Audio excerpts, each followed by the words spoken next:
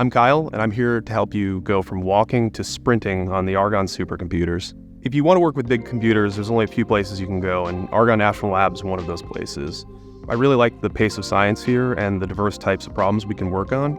You're not just working on one problem. In a few years, it's going to branch off into 3 different types of problems, all with interesting avenues of their own. When I started here as an undergraduate intern, I actually worked on neutron transport problems for fission reactors. When I went to grad school, I worked on astrophysical problems concerning black holes. And now that I'm back here, I'm actually working on fusion energy, which is related to the astrophysical problems I worked on, but a completely different application. In 2010, the biggest supercomputers were all CPU-only systems. Now we have a huge diversity of types of architectures. The biggest supercomputers have many GPUs from different vendors, but we also have other computers like the ones in the AI testbed, which are completely exotic architectures. All of them can be put to use for our science here. What's great about Argonne is there's so many experts on the networking, the storage, the low-level computing, and the science applications. You can just go to someone's office and ask questions about the latest and greatest in GPUs, in the network interconnect, or the algorithms that run on those computers to do the science.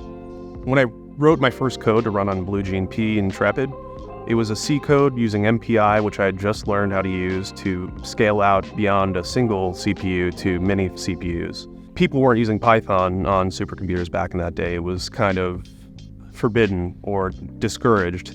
Nowadays, Python is deeply integrated in the ecosystem of computing on all levels, and people use supercomputers without ever writing a line of C or Fortran code these days. So now, today, I would say my role is a jack of all trades, where I get to talk to people working on science and help them use their C, C++, MPI, Python codes, run them on 3 different types of computing architectures we have here, and then maybe even deploy them in the field on edge computing. With machine learning being used in all areas of science here done at the lab, more people are going onto our machines and looking to use software libraries, often built in Python, to do their science. Part of my role at the CPS is to help build and support those libraries so that people can get their science done faster and get the insights from data that might have been sitting on servers for months. Machine learning gives you a way to get more out of your results and your data from your experiments or simulation. It allows you to use automated tools to extract powerful insights that you wouldn't be able to get using traditional methods.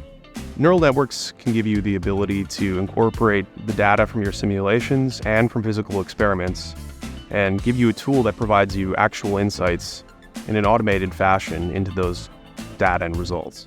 As a catalyst, I can be a facilitator. I can help projects who get time on our machines, often from outside institutions, debug problems that are seen in their code on our machines. They want to scale up and perhaps use all of Polaris or half of Aurora for days at a time to get the very largest scientific problems done. If I don't know how to fix the bug, I know the right people to ask in networking or have expertise in storage or the compilers who can really drill down into the worst bugs that there are. It's not just about fixing bugs and removing roadblocks, but it's about getting the most out of their code and the most out of the scientists who come with varying degrees of computational expertise. All with some, but some of these problems need expertise that only a few people in the world have. I'm most excited for Aurora. I was hired as a postdoc in 2019, getting ready for Aurora and preparing machine learning code for Fusion to run on Aurora. And now it's finally arriving, and it's a powerful but daunting machine.